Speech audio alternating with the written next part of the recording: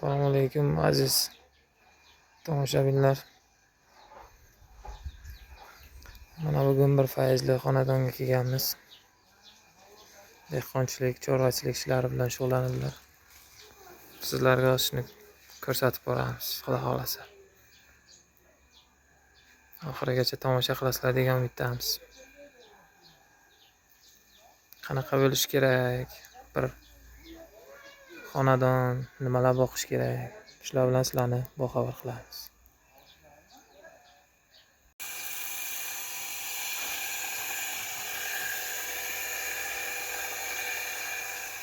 Bu xonadonimizda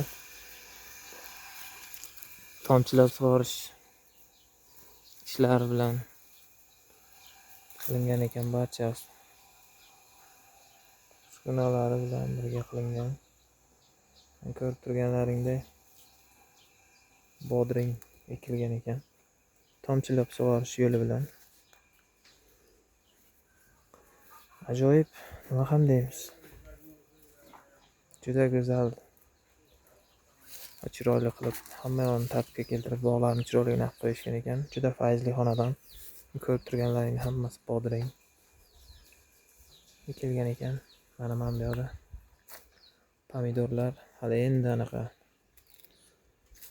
qizaryapti hali. Mana bunaqa pomidor.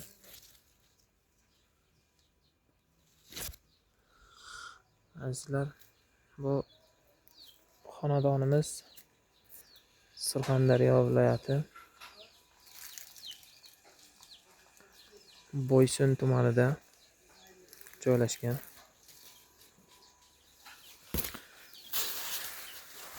Bog'da juda go'zal qilib qo'yishgan ekan. Ko'rib turganlaringda mana hosullari ham sop turibdi.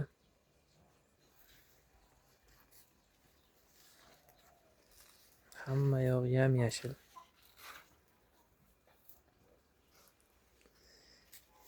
Hozir shunday zamon bo'ldiki, kim qanaqa hayotda yashaysan desa, mana shunaqa tinchgina, sokin, osoyishta,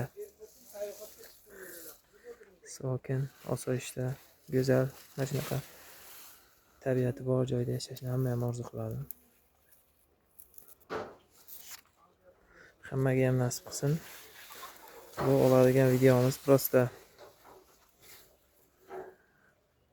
ko'rsatish maqsad, yo sotilishi, yo anaqasi, nimadir reklamasi emas. Kimgadir qanaqa bir manfaatli foyda bo'lsa agar, shundan xursand bo'lamiz. Hozir ko'rib turganlaring bu boshqacha navdek bodring ekan.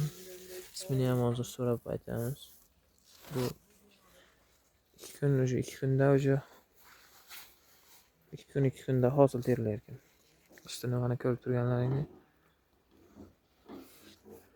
setkalar bilan yopib qo'yilgan.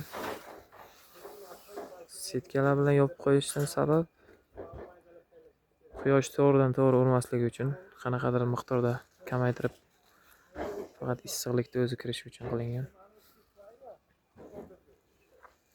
O'ta go'zal va chiroyli qilib bog'ni chiroyli qilgan ekanlar.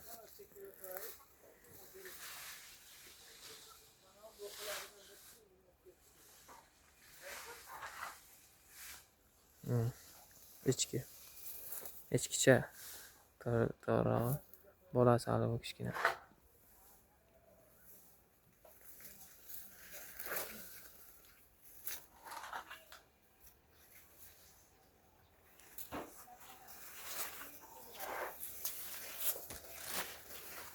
Azizlar, podpiska bosib qo'yasizlar. Like'lar bilan xudo xolasa bu yoqqa mana shunaqa polnisda tabiatlarni ko'rsatib boramiz. O'zbekiston bo'ylab. Mana mevalari yana xudoda.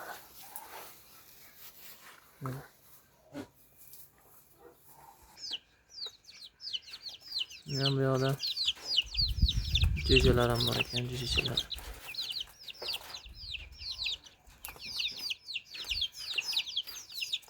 Mollar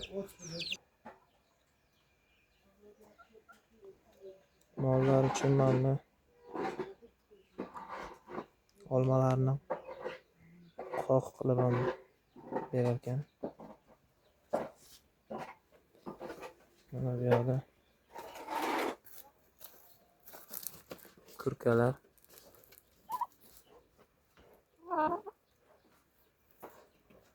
Tovuq.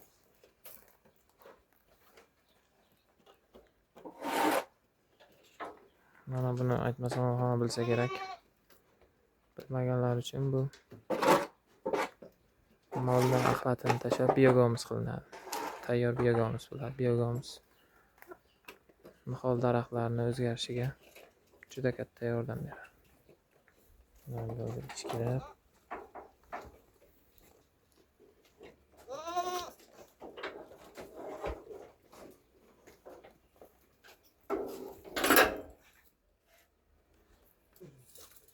Mana bu yoqda qo'y, sigirlar. Bitta oila qanday bo'lish degan javobga mana shunaqa fayzli oilani ko'rsatib bersak bo'ladi. Hamma ham orzu qiladi bunday oilalarni. Tabiat qo'ynida mol, qo'y.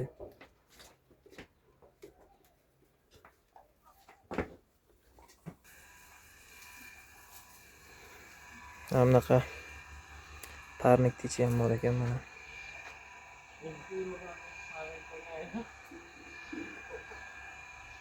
2026-yil iyun oyi. Mana ko'rib turganlaringdek mana limon. Pishish jarayonida xudo xolasa endi pishadi menimcha, sarg'aymagan. Mana lekin mohiyta qilishga bo'laveradi. Bu esa mandarin. Mana ko'rib turganlaringdek. Bunisi limon edi, bunisi mandarin. Mana bunisi eronskiy limon. Boshqacha navdi bunisi. Bular o'sha kattaroq bo'lgan mana.